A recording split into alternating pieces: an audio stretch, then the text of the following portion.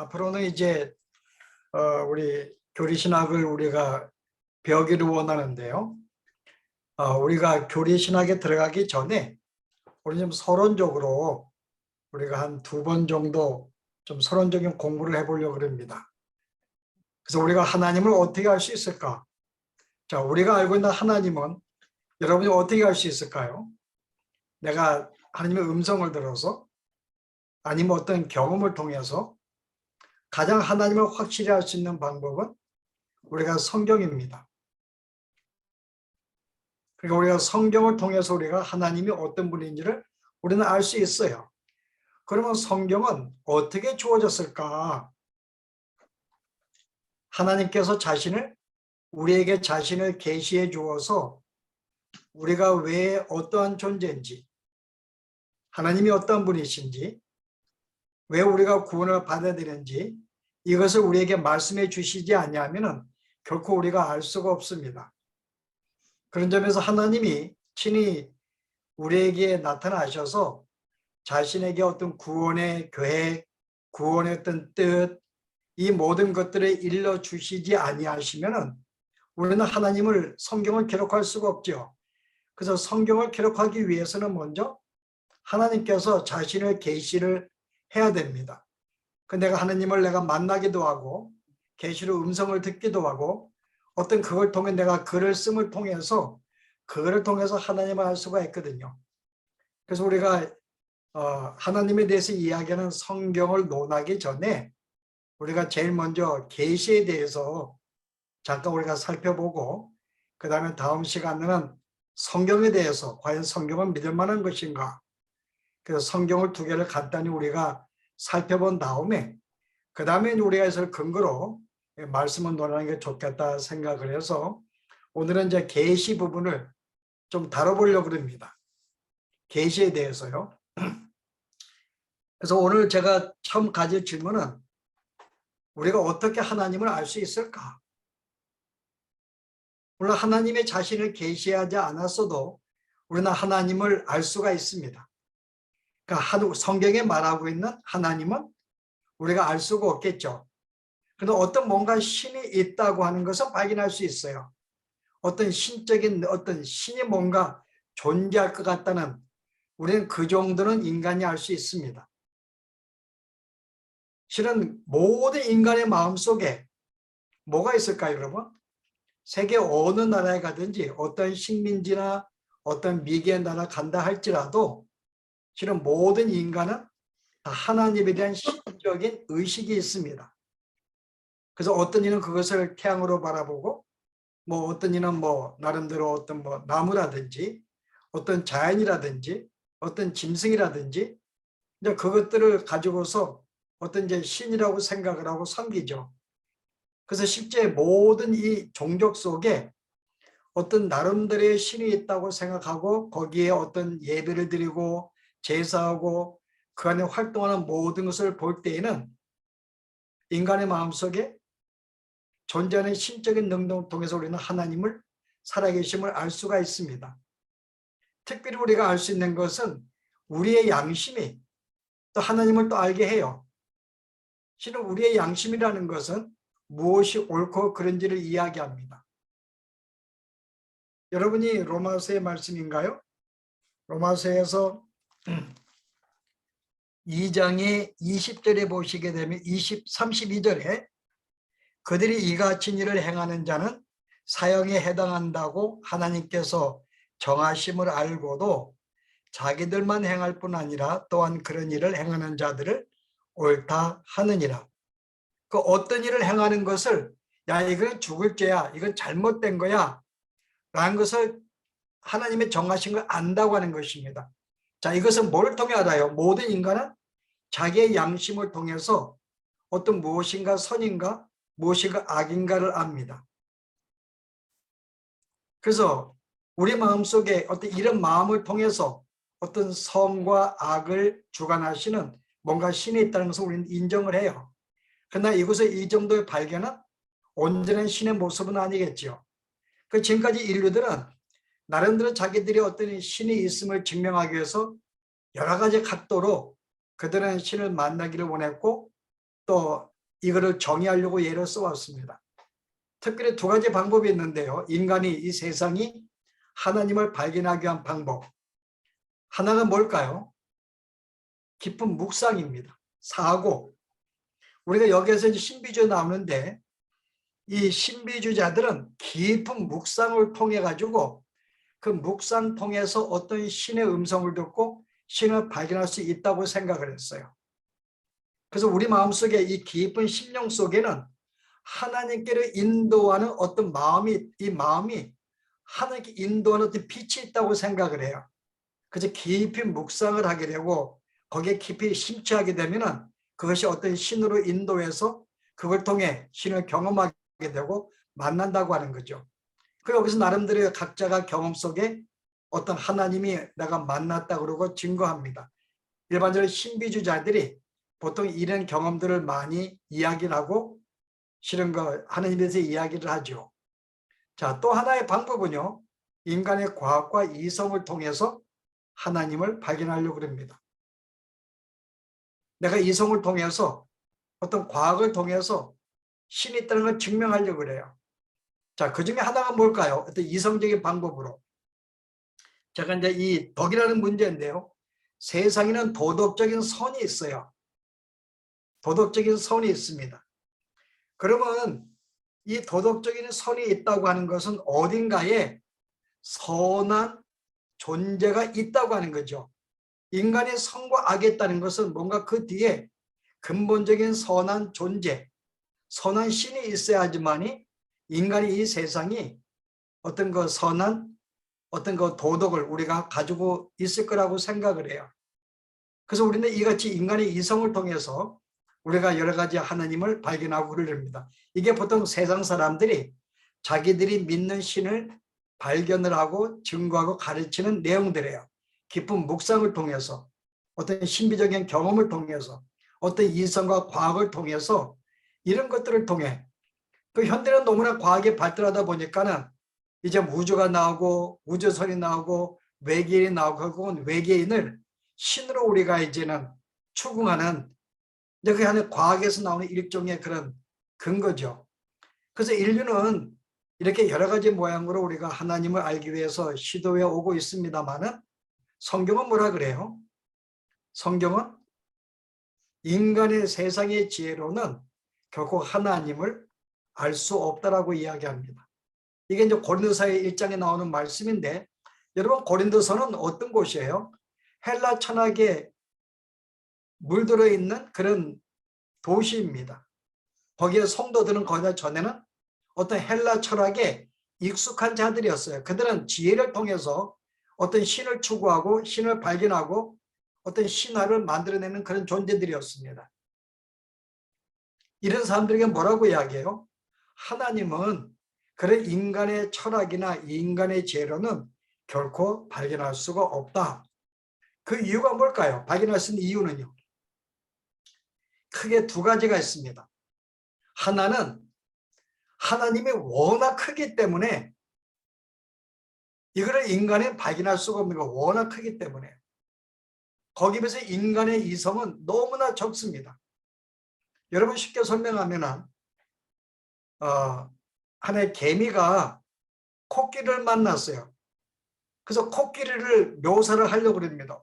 여러분 개미가 코끼리가 무엇인지 어떻게 여러분 그거를 묘사할 수 있을까요? 뭐 하나는 묘사할 수 있을 거예요. 뭐 발바닥의 어느 한 부분 이게 코끼리다 말할 수 있을 것입니다. 그러나 워낙 인간의 이 지성과 제한적이고 적기 때문에 너무나 크신 하나님을 상상할 수도 없고 우리는 그래 볼 수가 없어요. 뭐 우리는 이 지구가 가장 크게 보이지만은 여러분도 알다시피 이 지구라는 것은 이 우주에 비하면은 정말 바닷가의 모래알보다 적은 게 지구입니다. 여기 안에 존재하는 미국, 그 안에 뭐 여기 루이지아나 거기에 우리들인데 우리라는 존재는 우주에 비하면 없는 것 같은 존재들이죠. 여러분 이런 존재가 이 넓은 우주도 묘사를 우리가 알지도 못할 뿐더러 이것을 말씀 한번 지으신 하나님을 어떻게 알 수 있을까?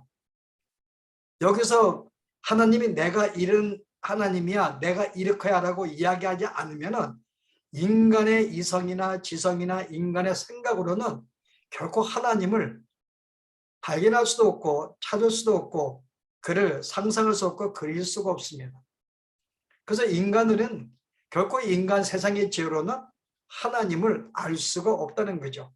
하나님이 직접 오셔서 나는 이런 존재야, 나는 이거야, 너는 뭐야 이렇게 이야기하지 않으면 우리는 하나님에 대해서 전혀 알 수가 없습니다. 이게 이제 성경의 가르침이죠. 그래서 우리가 이제 하나님을 알 수 있는 방법이 뭐냐면 오늘 유일하게 우리는 하나님이 우리에게 허락하신 이 계시, 하나님의 자신을 우리에게 보여주시지 아니하시면은 결코 인간은 하나님을 알 수 없다는 것. 당신을 계시하지 않으면요. 우리가 지난 시간에 우리가 말씀 속에 배웠듯이 하나님의 자신을 계시한다고 모든 데 계시한 건 아니죠. 세상의 모든 자기는 다 가려운 존재입니다. 아무리 이 땅이 뭐 교회가 능력을 보이고 이적을 행하고 뭐 그런 거 보인다 할지라도 인간의 이성은 그 세계를 받아들일 수도 없고 믿을 수도 없어요. 그 하나님의 계시를 해줘야지만이 나에게 당신의 모습을 보여줘야지만이 알 수가 있는 거죠. 그래서 우리가 이제 하나님은 우리를 계시를 통해서만이 우리는 하나님을 알 수가 있다 라는 전제를 두고요. 우리는 보통 계시를 두 가지로 구분을 합니다. 하나는 일반 계시, 또 하나는 특별 계시죠. 우리는 일반 계시는 알고 있어요. 하나님이 이 땅에 만드신 우주를 통하여 이 세상의 만물을 통해서 하나님이 살아계심을 계심을 우리에게 증거로 보여줍니다. 자, 이런 점에서 인간은 우리는 부인할 수가 없어요. 이 만물을 통해 보면 신이 있다는 것을 우리는 인정하지 않을 수가 없죠. 이 넓은 우주가 어떻게 질서 있게 움직일 수가 있을까? 너무나 정확하게 이 넓은 우주가 이건 어떤 설계자가 있지 않냐면 알 수가 없는 문제죠. 그래서 일반적으로 우리가 특별 계시가 아니라 할지라도 일반 계시를 통해서 우리는 하나님을 알 수가 있습니다. 그래서 성경에도 우리는 세상 사람들에게 뭐라 해요? 내가 핑계하지 못할 것은 우리가 세상을 심판할 때 하나님 뭐라고 심판됐어요? 내가 너에게 나를 보일 만한 모든 걸 증거를 보여줬는데 너희가 나를 믿지 않았다는 것으로 그를 심판하십니다. 그게 로마서 나온 말씀인데요. 한번 보실래요? 하나님께서 피조물을 통해서 우리에게 말씀하셨는데, 자, 먼저 우리가 로마서의 말씀을 1장 읽기 전에요. 우리 사도행전 14장 17절에 하나님의 자기를 증거를 하셨는데 뭐를 증거했어요? 너에게 하늘로서 비를 내린다. 자, 비를 내리는 걸 통해서 하나님이 당신을 증거했습니다. 근데 이 말씀이 여러분 욥기에 가서 보고 욥기에도 가면 똑같은 말씀이 나와요. 여러분 욥기에도 하나님은 한번 보실래요? 욥기 저번에 우리가 배웠던 37장 38장의 말씀 보실래요? 어떤 말씀이 있는지 37장 보세요. 자, 10절에 11절 그는 구름에 습기를 실으시고 그의 번개로 구름을 흩어지게 하시느니라. 그 위에 하나님의 입김이 얼음을 얼게 하고 물의 너비를 줄어들게 하느니라. 5절 말씀이에요. 하나님은 놀라운 음성을 내시며 우리가 헤아릴 수 없는 큰 일을 행하시느니라. 눈을 명하여 땅을 내리라 하시며 적은 비와 큰 비도 내리게 명하셨느니라. 그 다음에 구름이 나오는데 16절에요. 그들은 겹겹이 쌓인 구름과 완전한 지식이 경이로움을 아느냐. 자, 여기서 쭉 보면요. 하나님 우주 창조를 통해서 당신을 계셨다고 이야기하는데 여기에 쌓인 구름, 그 다음에 6절에 비, 그 다음에 10절에 얼음, 11절에 구름, 이런 것들로 당신의 살아계심을 증거했다 그래요. 여러분, 이게 여러분 이해할 수 있을까요? 하늘의 비를 통해서 어떤 얼음을 통해서 구름을 통해서 하나님의 자신을 살아계심을 증거했다랍니다. 여러분이 어떻게 알 수 있을까요? 이 비를 통해서요.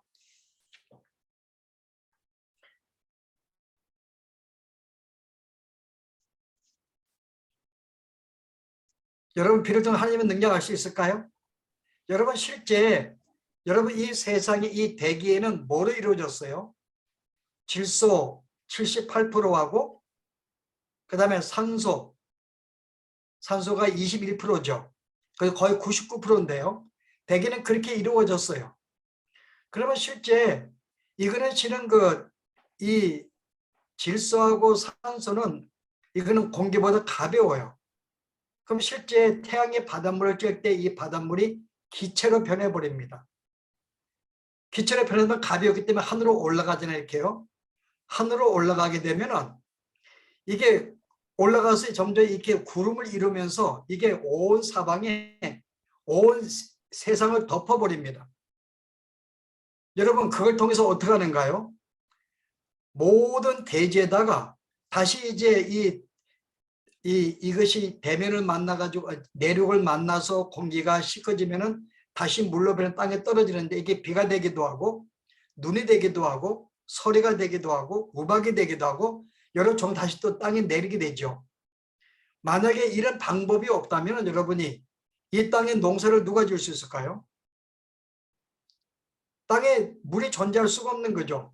바닷물이 올라가서 사방에 흩어져야지만이 그게 거기서 적절하게 비가 내려서 옥토를 젖게 만들고 강을 이루고 땅을 젖게 해서 농사를 짓게 만드는데 이런 수증기가 올라가서 어떤 이게 구름을 이루는 이런 과정이 없으면 인간은 태양에 말라 죽기도 하고요. 그 다음에 농사를 지을 수가 없죠. 곡식을 열매를 맺을 수가 없습니다. 물이 없는데. 그러나 이 원리가 우연일까? 똑같은 물이 어떨 때는 눈으로 날리고 어떨 때는 우박으로 어떨 때는 비로 어떨 때는 소리로 이 모양이 다양한 것이 우연일까? 또 한 가지는 여러분 실제 여러분들이 보시게 되면은 이 78% 79%의 질소하고 20% 산소인데 이 비율이 여러분 이 비율이 깨어지게 되면 어떤 일이 벌어질까요? 질소가 좀 많게 되면은 어떻게 되죠?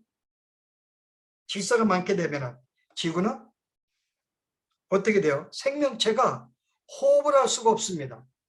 산소가 부족하게 되고 질소가 조금이나마 1, 2, 3%만 1, 2%만 나눠져도 인간은 호흡을 할 수가 없어요. 모든 생명체가. 만약에 질소가 많아지게 되면요. 온 우주가 불덩어리 돼버리죠. 불타 없어져 버리는 거죠. 그런데 실은 우리 인간은 모든 짐승은 날마다 산소를 마셔서 산소가 줄어들어야 돼요. 근데 실은 이 우주에는 탄소가 얼마나 있다 그래요? 탄소가 0. 얼마 있다 그러더라고요. 1%도 안 되더라고요.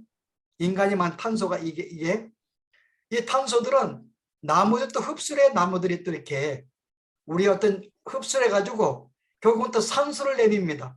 그 생물들이 아무리 산소를 흡수해도 결국은 나무들이 계속해서 우리가 내뱉은 탄소를 다시 빨아들이고 여전히 산소를 배출하면서 계속 이 29대 22, 이 유지를 계속 똑같이 만들어내는 거예요. 바로 이런 작용이 그냥 우연히 이루어졌겠냐는 거죠. 조금 더 많아질 수 있고 적어질 수 있는데 이 기울은 깨지지가 않습니다. 마치 바닷가에 하나님의 경계선을 두었듯이 거기는 그 앞에 바닷가에 집을 지어도 염려하잖아요. 왜냐하면 파도가 거기 넘지 않는 걸 알기 때문에 하나님께서 경계를 주었기 때문에 이것도 일종의 우리가 인간이 이해할 수 없는 하나의 능력이죠. 또 하나를 볼까요? 이런 바다와 이 땅에 대한 이 비율. 바다가 보통 몇 분의 1이에요? 3분의 2입니다. 땅은 3분의 1이에요. 바다가 3분의 2가 그만큼 많은데 만약에 이 비율이 조금만 깨어진다면 어떻게 될까요? 만약에 바닷물이 조금 더 많다. 4분의 3이 된다. 그럼 어떤 일이 벌어지죠? 너무나 많이 증발돼 가지고 물이 쏟아져서 이 땅은 습지로 변해버리죠. 온 땅이요. 물이 넘쳐가지고. 왜냐하면 여전히 수증기 증발해가지고 이게 구름돼서 하면은 온 세상에 물론 만약에 땅이 조금 더 많게 되면요. 땅이 많게 되면 어떻게 돼요? 그러면 사막이 됩니다. 여러분 이 비율도 하나님이 바다와 땅의 비율도 3분의 2, 3분의 1 이것도 하나님이 적절하게 우리가 이런 걸 통해서도 우리가 뭔가 어떤 신이 있음을 우리는 인정하게 되죠. 저는 그 연어를 잠깐 우리 보더라도 연어들이 어때요, 여러분? 연어가 계속 죽음을 고사하고 자기가 태어난 곳에 산꼭대기에 올라가서 거기에 격도들하고 앓고 죽잖아요. 그럼 거기 새끼들이 다시 내려와가지고 바닷가에 또 돌다가 죽을 때가 되면 다시 또 올라가요. 그들이 어디에 있든 상관없습니다. 어디에도 상관없이 여전히 자기가 태어났던 거 다 찾아 올라가요. 무엇이 이렇게 만들까, 여러분? 한 가지 놀라운 것은 여러분들이 알고 있는 그 뭐죠? 골든 플러버라는 새가 있는데 여러분 많이 보셨는가? 이 새떼들 골든 플러버 굉장히 많잖아요. 이 우리가 보통 TV 보면은 새떼들이 와고 다니는 거 그게 보통 골든 플러버인데 이 골든 플러버가 하와이에 있는 이 골든 플러버 여러분이 여기 있는 이 새들은요 자기들이 안식처가 두 군데예요. 하와이하고 하나는 알래스카입니다. 그러면 이 새떼가 봄이 되면은 이 새떼들이 다 알래스카로 다 옮겨져요. 하와이에 있는 모든 이 골든 플러버가 다 옮겨집니다. 그럼 거기 가서 이제 새끼를 낳고 그 다음에 조금 날씨가 이제 가을이 막 들때면은 또 어미 새들 또 하와이를 다 또 넘어와요. 이 거리가 얼마일까요? 거리가 3,000마일이에요, 여러분. 하와이 3,000마일인데 3,000마일이 그들이 뭘 알고 그까지 알래스카를 찾아갈까요? 또 그들이 알래스카에서 하와이 갈 때 뭘 바라보고 뭘가 그들로 하여금 하와이로 오게 했을까요? 더 신기한 것은 이 새가 알래스카 가지고 새끼를 칩니다. 그 새끼를 쳐가지고 한 두지 했을 때 이 자기들은 실은 걔들이 떠나야 되는 거야, 하와이로. 떠나게 되면 모든 새끼를 다 내버려 두고 다 떠나버립니다. 이 오른 중에 한 번도 그들은 쉬는 곳이 없다 그래요. 3,000마일 오른 동안에 새들은 쉬지 못한다 그러더라고요. 쉴 만한 곳이 없대요.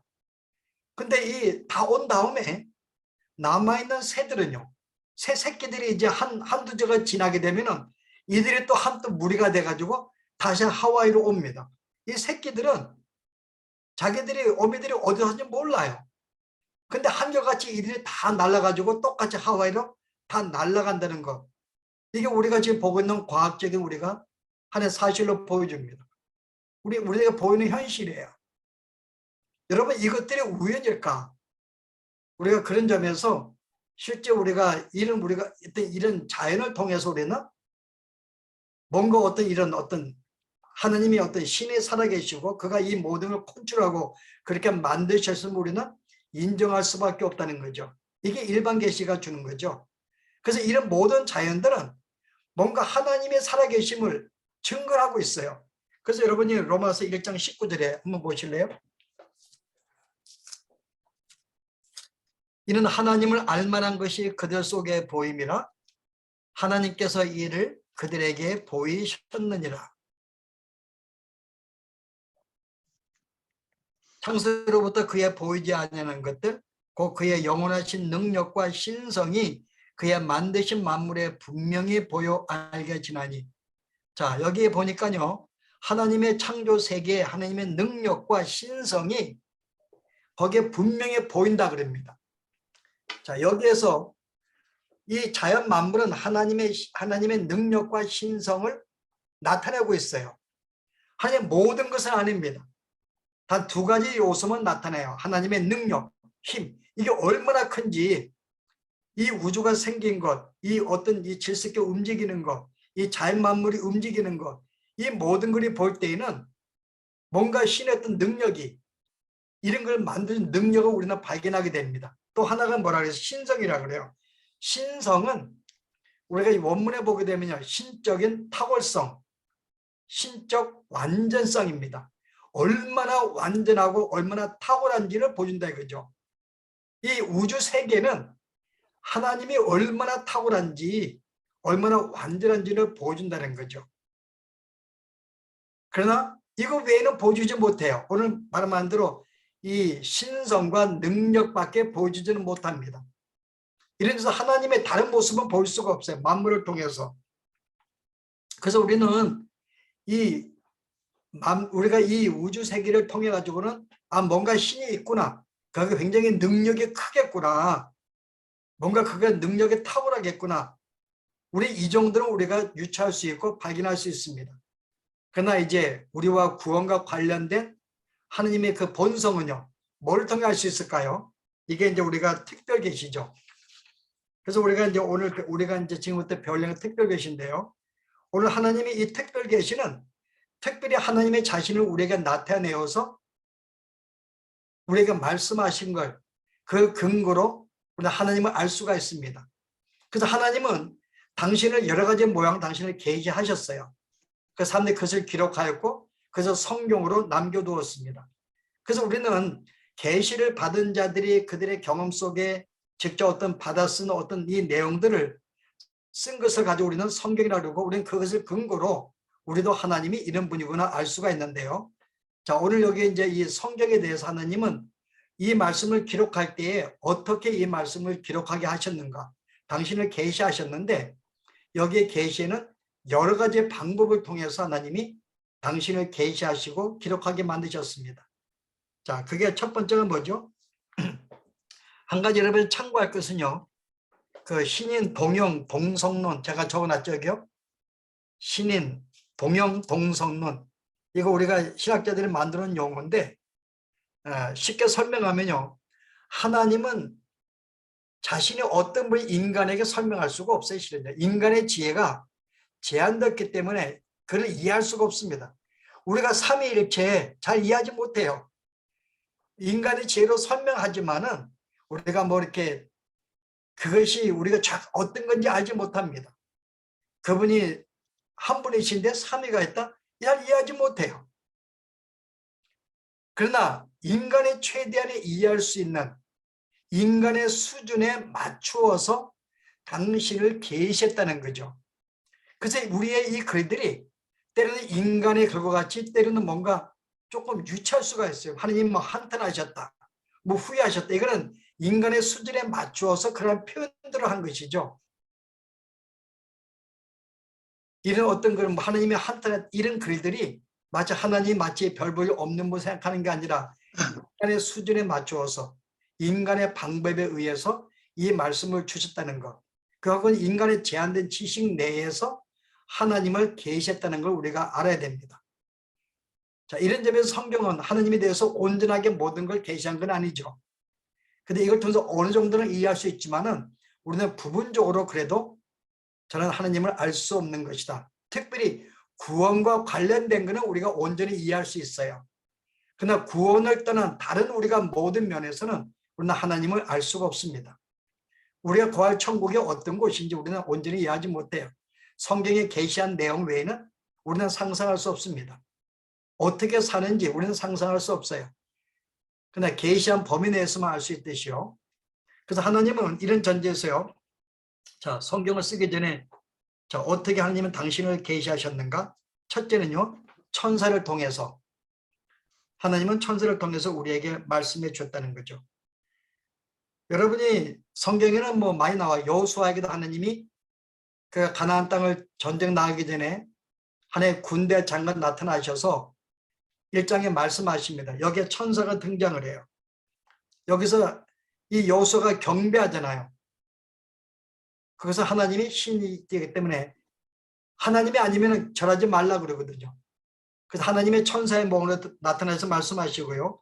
기드온에게도 하나님이 그가 믿음이 없을 때 막 방앗간 숨어가지고 막 밀을 숨겨놓았을 때 나타나셔서 내가 너를 쓰겠다 이럴 때 이런 증거를 보여주십니다. 그 다음에 삼손에게도 부모들에게 몇 번이 나타나셔가지고 내가 자식을 낳을 거야, 삼손을 낳을 거야 계속 계시로 말씀해 주시고 아브라함에게도 실제 하나님이 천사를 통해 나타나셨어요. 소돔과 고모라 멸망시키러 갈 때 천사로 등장하셔서 그때 아브라함이 그에게 경배합니다. 하나님이 봤지요. 그래서 실제 하나님은 우리들에게 천사를 보내어서 때로는 천사로 변하셔서 그걸 통해 우리에게 말씀해 주셨다는 것. 이게 이제 우리가 하나님 말씀을 접하는 첫 번째 방법이고요. 또 하나는 직접 음성으로 말씀하셨어요. 에덴 동산에서 하나님이 직접 아담과 우리가 하와를 통해서 말씀하시고요. 아브라함에게 갈 때 우리가 떠나라 할 때 직접 말씀하셨고요.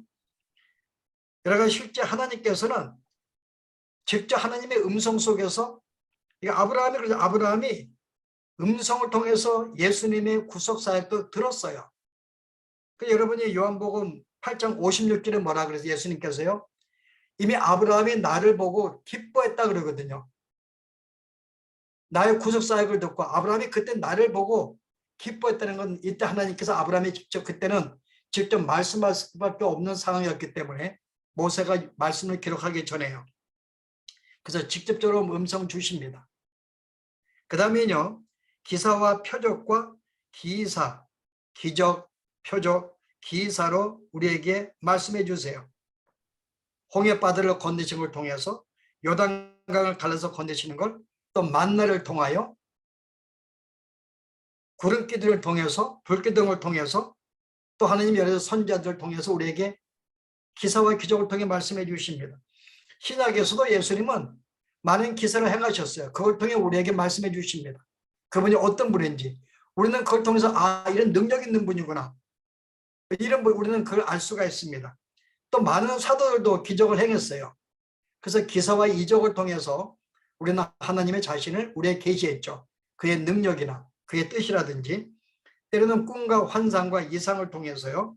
하나님은 자신을 계시했다는 것. 꿈이라든지 환상이나 이상으로. 구약의 대부분의 선지자들은 꿈과 환상을 통해 많이 발견합니다. 다니엘도 환상 중에 많이 하나님을 만나게 되고요. 그래서 환상을 통해서 하나님이 어떤 일을 하라고 계속 우리에게 말씀하시고 하십니다. 여러분 아브라함에게 너의 후손들이 430년간 400년간 4대에 애굽에 가서 너희가 식민지 할 거라는 거 말씀하시는데 여러분 이게 뭘까요? 이거 꿈이에요 여러분.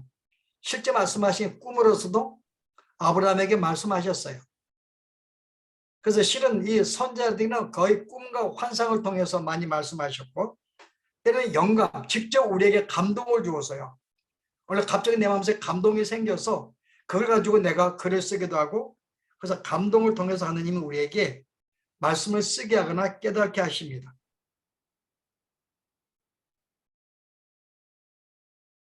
그리고 하나님은요. 구속적 활동들을 통해서 계시할 때 하나 적었는데요. 구속적 활동들을 통해서 계시하셨다. 여러분이 그 하나님이 이 온 세상이 죄악 가운데 심판하실 때요. 하나님이 노아를 방주를 통해 살리십니다. 하나님의 구속 사역을 하시는데요. 그걸 통해서 하나님이 어떻게 당신이 이 땅을 구속할지를 하나님 모형으로 보여주었어요. 또 아브라함을 많은 이교도가 살고 있는 이방점에 그를 끌어가지고 하나의 당신의 자녀로 삼으십니다. 이것도 하나님의 구속적인 활동을 우리에게 보여주는 거죠. 우리를 어떻게 구원하시는가, 세상 가운데 우리를 끌어낸다는 모습을 어떤 사건을 통해서 우리에게 보여주시고 또 출애굽을 통해서도 이스라엘 백성이 출애굽하고 가나안 땅의 과정을 통해서 우리를 어떻게 구원하는지를 하나님이 또 말씀해 주시고요. 이스라엘이 70년간 포로 생활 갔잖아요. 바빌론에. 다시 그들을 끌어올 때도 하나님이 어떻게 그들을 구속하는가를 그런 광경을 통해서 궁극적으로 하나님이 죄악된 세상 우리 인간들을 어떻게 구원할지를 그런 사건들을 통해 역사를 통해서도 우리에게 말씀해 주었다는 것. 그래서 실은 하나님이 이런 여러 가지 이와 같은 모양을 통해서 당신을 계시하시고 말씀하셔서 이것들을 선자들이나 그 감동을 받은 사람들이 이 말씀을 기록을 했습니다. 그 단순히 기록을 했을까요, 여러분? 베드로서 뭐라 그래요? 이들이 이 말씀을 받은 것이 진짜 그러한가 해서 굉장히 상고했다 그래요. 이게 진짜 하나님 말씀 내가 하나님께 받은 건가? 이게 진짜 뭔가? 그들이 상고하였더니 뭐라 그래요? 이 말씀은 우리에게 행하신 말씀이 아니라 앞으로 올 세대에게 주신 말씀을 그들이 발견했다. 베드로는 그렇게 이야기를 우리에게 알려줍니다. 그래서 이들이 선자들도 이 환상이나 이런 계시를 받고 꿈이라든지 여러 가지 음성을 들을 때 직접 그것을 받지 않았어요. 이거를 묵상하고 연구하고